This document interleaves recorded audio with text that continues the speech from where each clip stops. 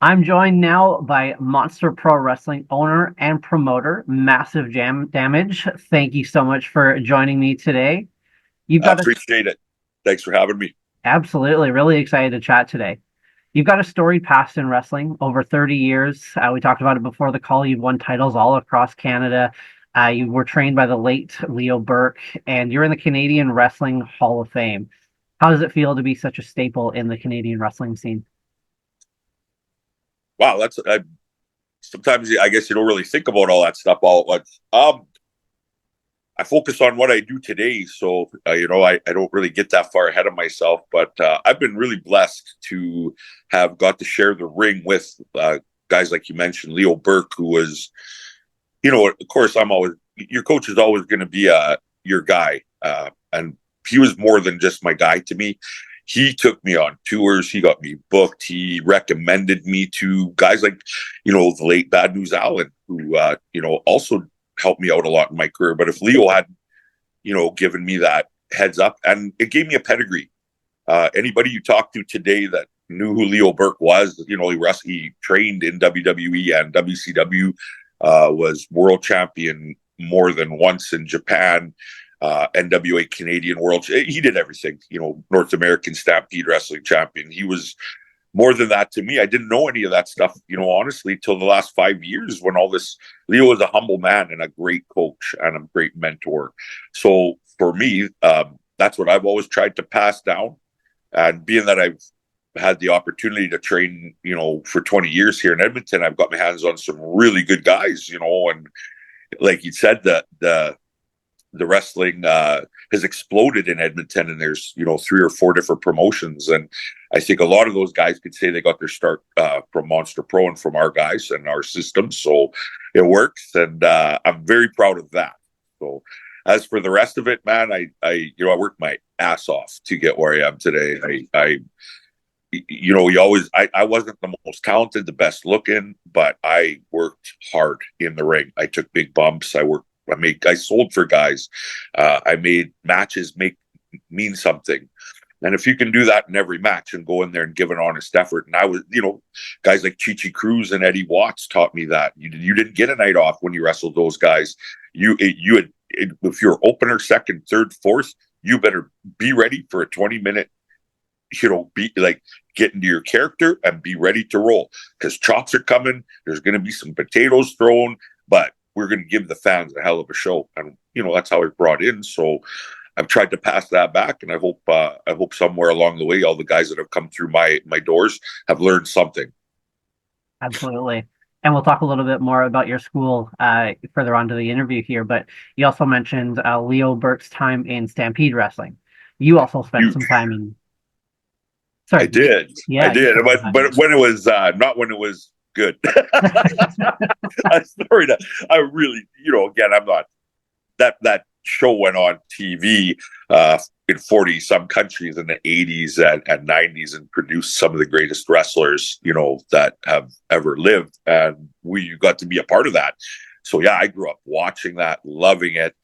I got to share the ring with so many tremendous guys: Biff Wellington, Phil LaFawn, Benny Basarab, uh, Keith Hart. I could go on forever.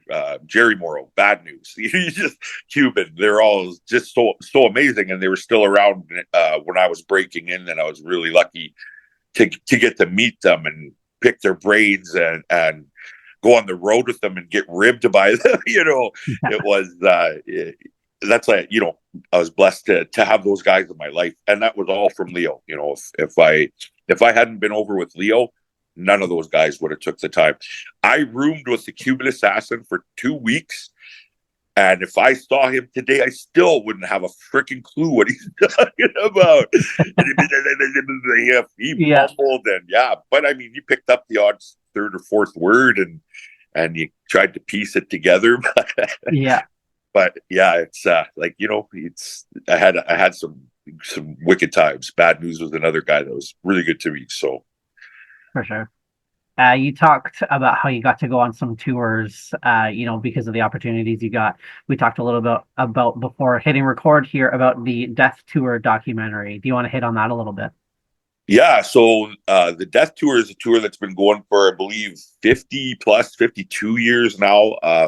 Very, very famous promoter out of Winnipeg, Manitoba, Tony Candello, has been running for that long. And it's basically goes up to northern Manitoba. And he's been doing this for 50 years in the winter. It used to be really long, 5, 6 week tours. Now it's more like, 14, 15 days. But now there are no, other than the big shows, there aren't really territories where you can wrestle that much in a couple weeks. And if you're green and trying to break into the business, you're trying to get as many matches as you bloody well can. So in 2 weeks, when you go on a tour like this, you can learn an awful lot as a young student, young person breaking into the business. And it is tough. You have to drive over frozen lakes. You're going to places where it's remote, northern, freezing cold, sleeping on gym floors. It's hard. In the documentary itself, some things come to light. Like I said, I don't want to spoil it for everybody. It's a great documentary. It's produced by Chris Jericho, who wrestled for Candello for years and has done a lot of. You could watch, if you go on the Death Tour doc online, you'll see a lot of Jericho attached. He did not the winter ones, but he did these northern tours as well, because that's Tony's territory is a lot of the Aboriginal communities. So, and we go and speak to the kids and stuff like that. So there's a lot of emotional moments in it. There's some great things and funny things, some sad things. It's just really well shot. To the producers, Stefan Peterson and Sonia Valentine, they hit a home run with it. So I hope you guys check that out. And Leo didn't get me on those tours, but Leo took me to the Maritimes, where Leo was like, he was the Hulk Hogan of the Maritimes. And I thought, I knew, like in '97, I knew I'd made it when I was in North Sydney. I think it's New Brunswick. I'm not even sure. North Sydney, in the Maritimes, and there was 1,000 people. I hadn't been wrestling for years, and I wrestled Leo in the main event, my first main event, and I was really green. And it was just after I got done training with him, and he took me on this tour and asked Emil to work with me.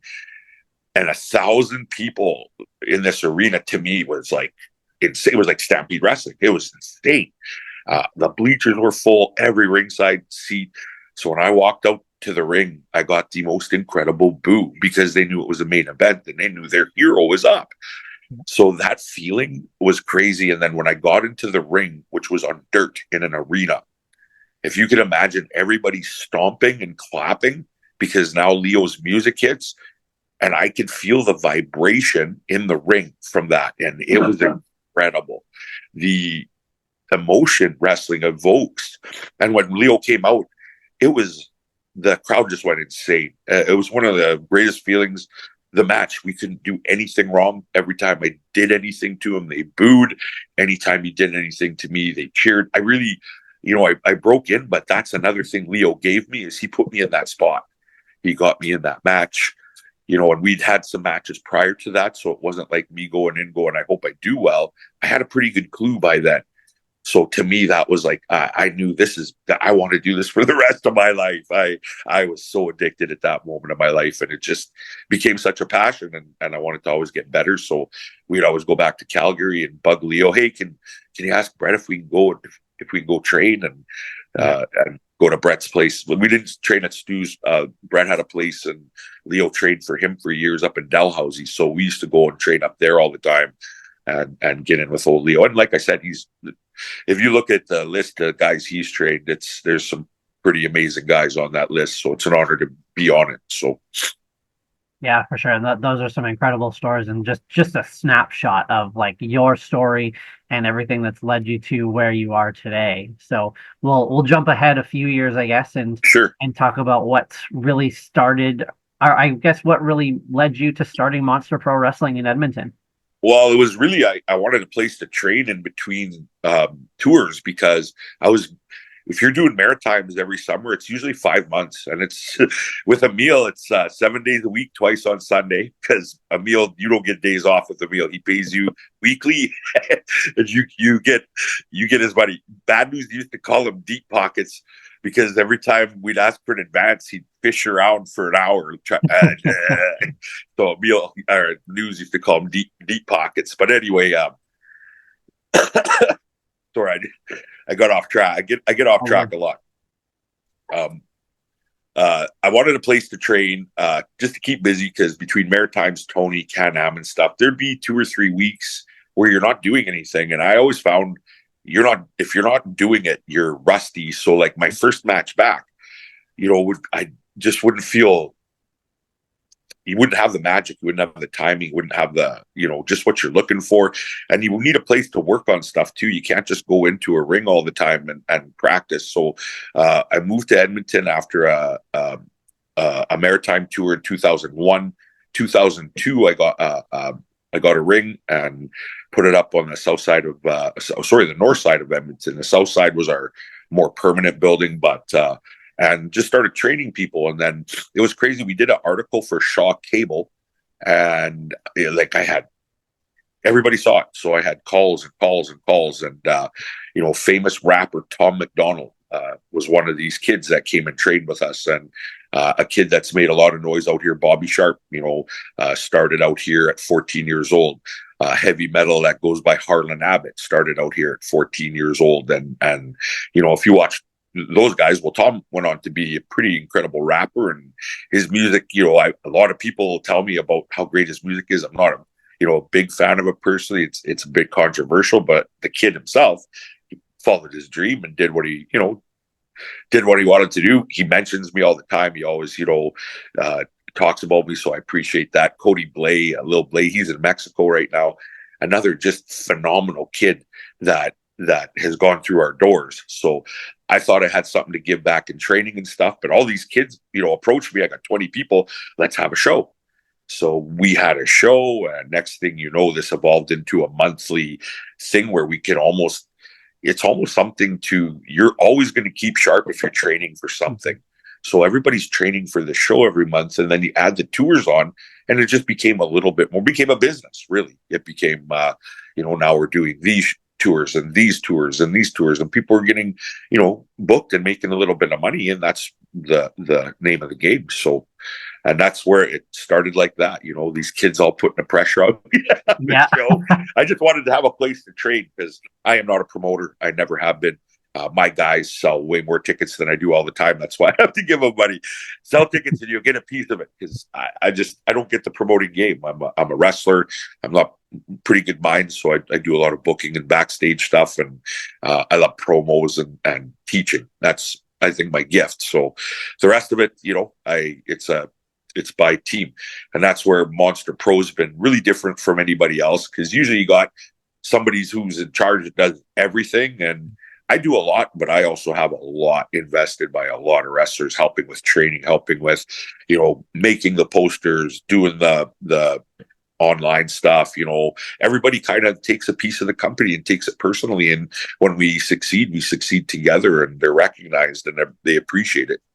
They get a little piece of the pie back, and it's all you can really ask for, kind of like a home base, I guess. So, and then anything else you make of it, good for you.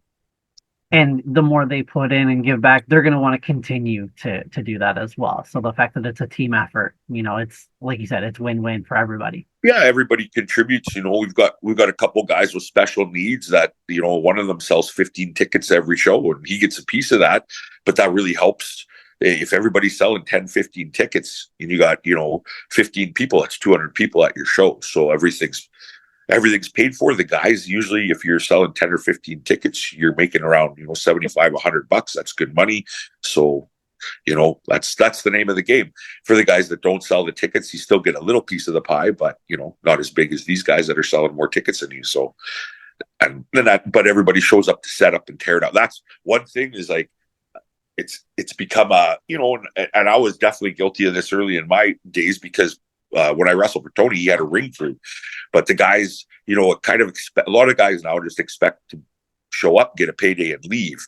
And my guys, they help put up the ring, tear down the ring, and they do with the other promotions too. And I think that's a little bit of values.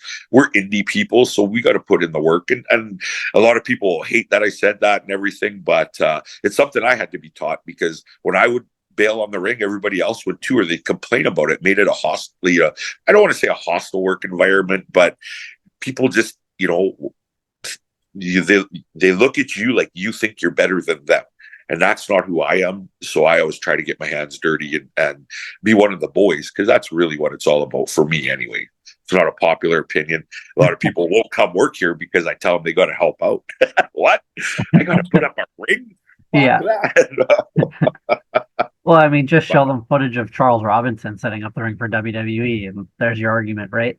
Hey, man, I'll give you the greatest story. Dan the Beast Severn, who was my roommate, my buddy, and we talked about this one night. He stayed at my house with me one night. We hung out. I would make fun of him all the time. I'd always say, "Dad, I got you on this video game, but you can't win a fight." Oh, they made me slow. He was a great guy though. And we were talking one night, and he's like, "Sean, why do you always get in there?" And I explained, I think it's like if you want to be a leader, you don't just sit back and tell everybody what to do. You get in there and lead by example. That's the kind of leader I want to be. I played football, and that's the kind of leader I was on the field. And that's the kind of, I guess that crossed over into wrestling for me as well. But that's what I want. And like I said, it's not a popular decision or opinion, and not everybody follows that. And that's up to them. Everybody can, they have the right to have their own opinions and do what they want. For me, I want this to be fun. And especially for the guys breaking in, it's not fun if 4 guys are having to do all the work. So if everybody takes a little load of the work, it's really not that bad. And we have fun, because after we're done tearing down, we all kind of hang out for at least, half hour before we go our own ways and just bullshit. And that's the most fun of wrestling, is after it's all done and you have a laugh about that little kid that booed you and threw something at you, or the spot you blew that you cut, or whatever, right? You kind of have your connection for the night. You go home feeling good about yourself. You put in the work, and then we get back at it the next week, getting busy, ready for our next show. And guys are, traveling. Hey, we got these shows here. We got these shows here. So we won't see you these weeks. So train around the guys that are in and out of town. Constantly produce new students and new products. So you've got new people coming in and out. So I guess that's been a formula for us for 20 years. Yeah, for sure. And you've been successful for 20 years and continue to look to build on that success. You've got a couple upcoming shows in January, specifically January 3rd coming up. Do you want to talk a little bit about that upcoming card? Yeah, well, January 3rd is always, the beginning of the year. We start kind of new story angles and stuff for the most part. So that's where we usually start getting pretty good crowds too, because everybody's interested in coming and seeing what's going on and what's been going on lately. Something we do that's different and cool in Monster Pro Wrestling is at the beginning of every show, we do a recap of kind of what happened last show, because all of our shows lead into each other. Our shows are about storylines in Edmonton, because we are here monthly, and you can't. I don't think you can just put on a spot show. I think if you want people to come monthly, you got to give them something to come back for. So that's the toughest part of the business, is figuring that all out. January 3rd, we have our tag team champions are defending against the Caribou County tag team champions. I was just mentioning before, they're up and running in BC again, in the Williams Lake area, Caribou County. I'll be defending the Monster Pro Wrestling heavyweight title against the kid that won the treasure chest match at Retribution, and he's a young and upcoming kid named Alex Houston. Of course, we got pirates and clowns and characters too, right?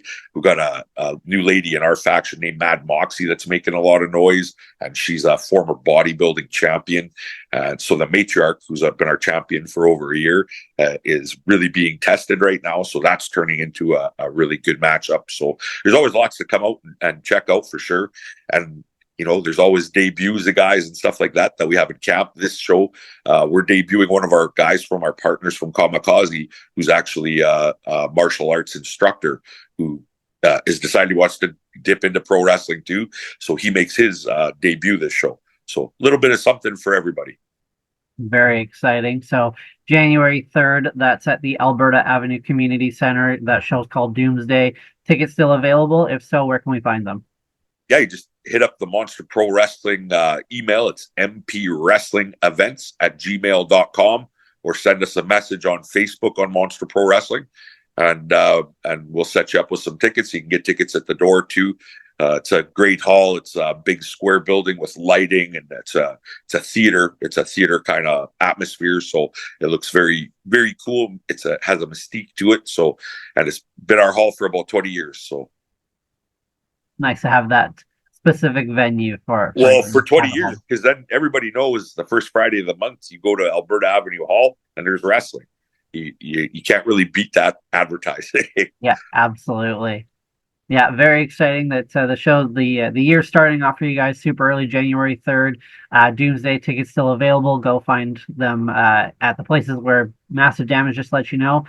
Is there anything else that you want to plug moving into the new year for Monster Pro Wrestling? No, we're still always training new guys. We're always looking for students. We got a band of merry pirates, and we've got some evil clowns. So if anybody's interested in following their dreams or giving it a go, hit us up anywhere online and get a hold of me. Massive Damage, the Tattooed Terminator on Facebook. And if you want to follow your dreams, we've been training people 20 years and putting them out like crazy. So it's a good place to start for sure. Hey, thanks for clicking on this video.